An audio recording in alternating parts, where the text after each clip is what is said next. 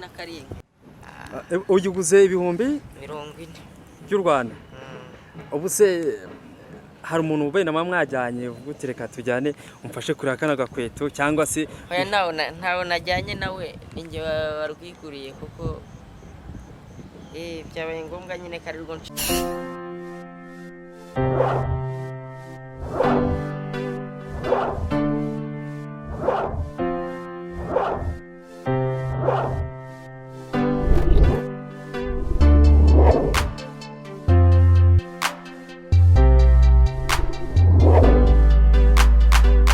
ndakeka wari uvuye kureba umupira nga muri stade bimeze bite?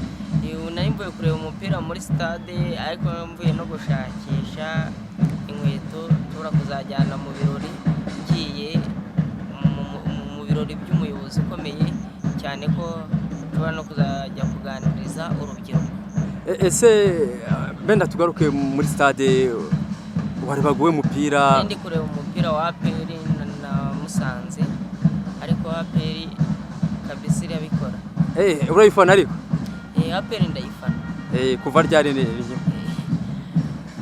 mbere nafanaga Rayon ariko APR kuko nyine ni y'igihugu. Nubwo na Rayon ari y'igihugu ariko nyirizina APR ndayifana.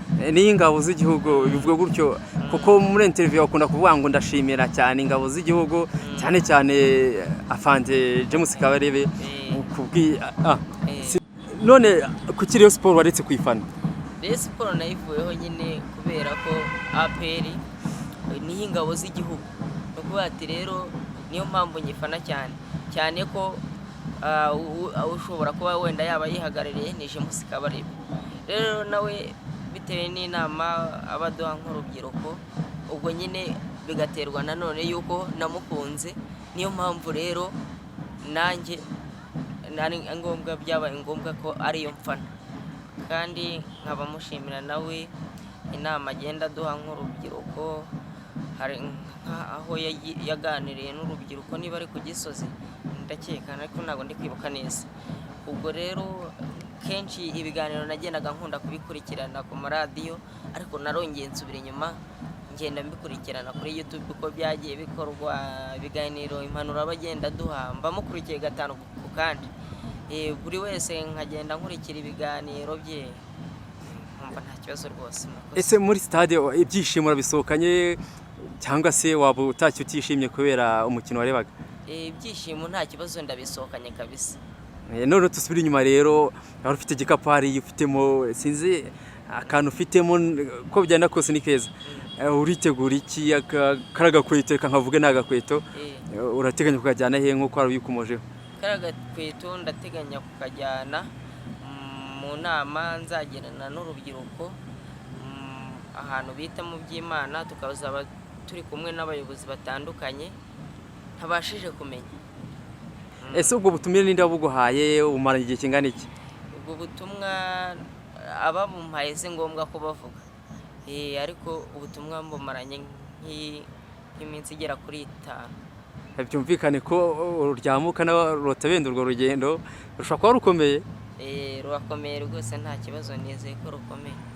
Emmanuel kanwa uvuze ka YouTube ese mu mezi 3 nkuko nagusangaga hariya mu rugo telefone wakoreshaga ubu se byibura urabona ko ubuzima bwahindutse ubu ngura afite smartphone ku buryo ureba za YouTube ukareba n'ibindi byose wifuza? Pastor navuga ko Pastor François nawe akomeje kumba hafi nawe antera inkunga cyane ko ubu ngubu arimo arategura ibikorwa byo gufasha n'ubundi abantu bo muri kariya gace nturukamo. Pastor François ni muntu ki? Ubwo ariko biturutse kuri jewe. Pastor François nuko ati ni umupasiteri wo muri Amerika. Ni ugufasha se muri ibyo bikorwa ni ugufasha? Nawe aramfasha mu bamfasha ari na Sinezi Gerard aramfasha.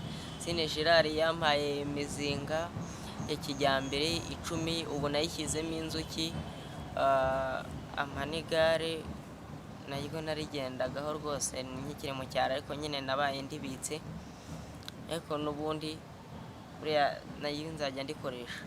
Kuki utarizana Kigali se ngo ujye urigenda? Oya ndikoresha nk'iyo nagezeyo. None ndimo njya gusura ibikorwa byanjye. François niwe waguhaye telefone se ubukoresha? Pastor François niwe wampaye telefone nkoresha.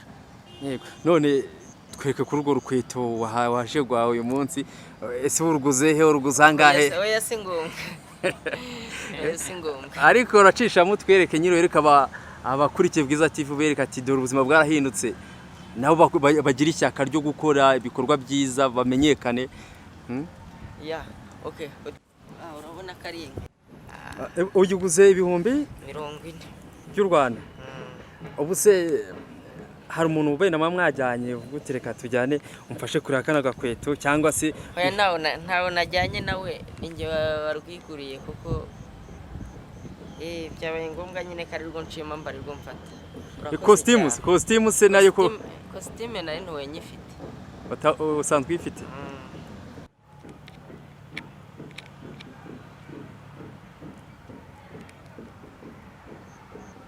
cyane nkaba nsoje nshimira abafana banjye cyangwa se abakunzi banjye bose, ari abankurikira gatanu kandi ari abari mu mahanga, ari abari mu Rwanda. Hanshoje mbashimira cyane, hansoje nanone nshimira umukuru w'igihugu ibikorwa byiza akomeje kutugezaho ndetse n'inama akomeje kubakira abanyarwanda, ashaka ubuhahirane mu bihugu byo hanze bya kure ku mugabane wa Afurika.